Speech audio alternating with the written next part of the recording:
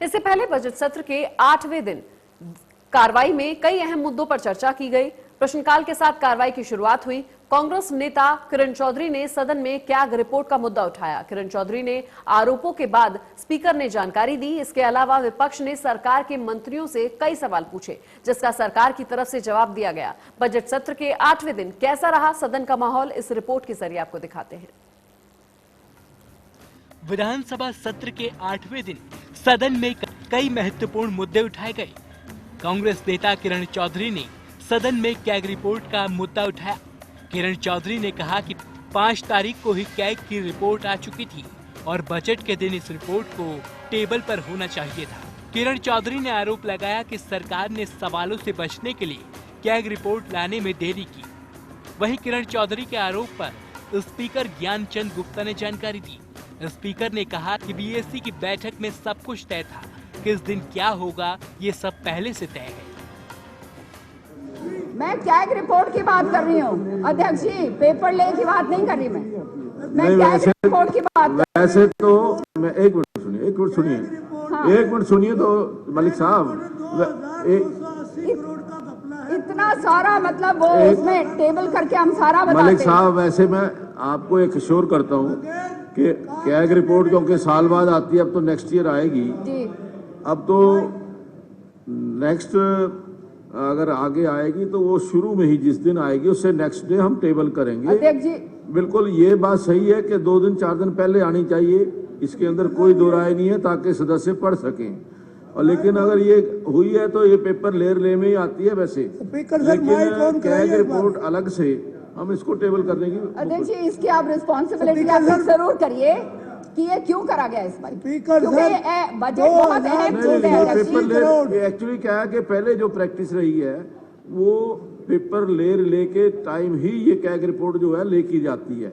अब बीएससी के अंदर जब तय हो गया कि इस दिन पेपर ले होंगे तो उस तरीके से ये कल प्रस्तुत की गई। वहीं विधायक कमल गुप्ता ने बिजली मंत्री से पूछा कि क्या हिसार में भूमिगत बिजली वितरण प्रणाली का प्रस्ताव है।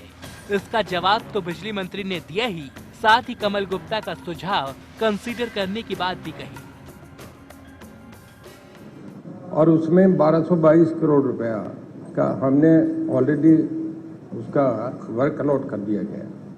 अलग अलग 4 बड़ी कंपनीज है। मैं उससे पहले आपसे ये बताऊं कि ऐसे प्रोजेक्ट चेन्नई में, बेंगलोर में और उसके बाद बॉम्बे में और दिल्ली में, हरिद्वार और वाराणसी, केवल इन्हीं सिटीज में लिए गए हैं। गुड़गामा माननीय मुख्यमंत्री जी ने हमारी स्टेट के पहले डिस्ट्रिक्ट को इस मामले में लिया है। उसमें अलग अलग कंपनीज को, टेरालिंक लिमिटेड एक है, 2 टाटाज की कंपनी है और एक और कंपनी है, जिन चारों को ये काम दे दिया गया है।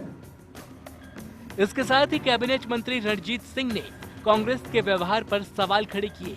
रणजीत सिंह ने कहा कि कांग्रेस सत्ता में होने जैसा व्यवहार कर रही है। इसके अलावा विधानसभा में कांग्रेस विधायक रघुवीर कादियान ने किसानों का मुद्दा उठाया। कादियान के मुताबिक किसान मुश्किल में हैं और परेशानी का सामना कर रहे हैं। कादियान को डिप्टी सीएम दुष्यंत चौटाला ने जवाब दिया।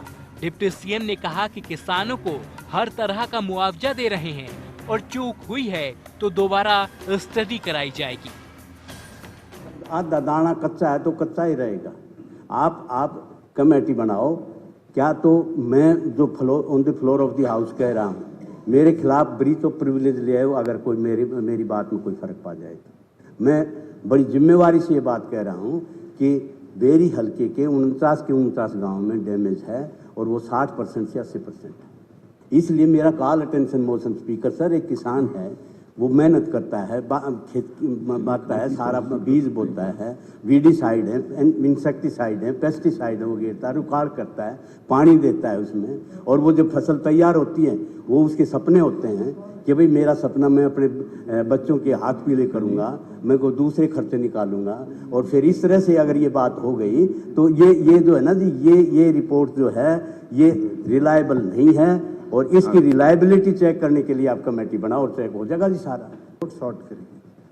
परसों भी कई जगह हरियाणा प्रदेश में ओलावृष्टि हुई है, उसकी रिपोर्ट्स भी अवेटेड है। अगर ये बता रहे हैं कि इस दौरान भी वहाँ फसलों को नुकसान हुआ है।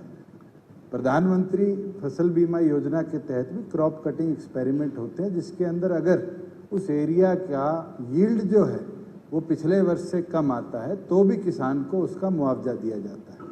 स्पेसिफिकली अगर आप चाहते हैं कि दोबारा एक रिपोर्ट मंगवाई जाए, मैं आपके डिस्ट्रिक्ट लेवल पे कमेटी कॉन्स्टिट्यूट करके एक रिपोर्ट दोबारा सॉर्ट कर इनको लिखित तौर पे जवाब दूंगा। वहीं उप मुख्यमंत्री दुष्यंत चौटाला ने कहा कि पंचायत विभाग द्वारा गांव की चौपालों को आधुनिक करने के लिए मैचिंग ग्रांट बढ़ाई जाएगी और सरकार पंचायतों को आत्मनिर्भर बनाने के लिए पूरी तरह से प्रतिबद्ध है। पूरे हरियाणा के अंदर क्योंकि हम ये प्रयास कर रहे हैं कि पंचायत जो सबसे छोटी सरकार है वो सेल्फ डिपेंडेंट बने, और इसका नज़रिया भी हमारे सामने आया है कि प्रदेश के अलग अलग विधानसभा क्षेत्रों के अंदर जो हमारी बड़ी बड़ी ग्राम पंचायतें थी, जिनके पास कोई एक्विजिशन का या किसी तरह से एग्रीकल्चर रेवेन्यू का सरप्लस फंड्स थे, उनने अपनी चौपालों को कम्युनिटी सेंटर में कन्वर्ट करने का काम किया है।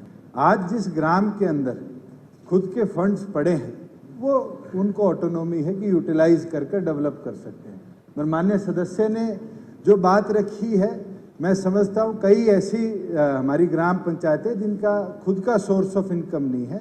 बिल्कुल हम ये प्रयास करेंगे, एक प्रयास चौधरी देवीलाल जी ने किया था मैचिंग ग्रांट का, आने वाले जो वित्त वर्ष है इसके अंदर मैचिंग ग्रांट की व्यवस्था को और बढ़ाएंगे, जिससे जितना ग्राम पंचायत की इन्वेस्टमेंट होगी या गांव की सामाजिक तौर पर कलेक्शन की इन्वेस्टमेंट होगी, सरकार उसको मैच कर एटलीस्ट कम्युनिटी सेंटर इस तरह के डेवलप करने के लिए प्रोत्साहन देगी।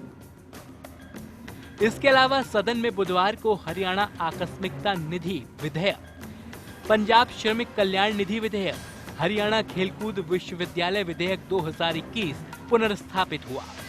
अब 18 मार्च को बजट सत्र का आखिरी दिन है। देखना यह है कि सत्र के अंतिम दिन विधानसभा का माहौल कैसा रहता है। चंडीगढ़ से विपिन परमार, इंडिया न्यूज, हरियाणा।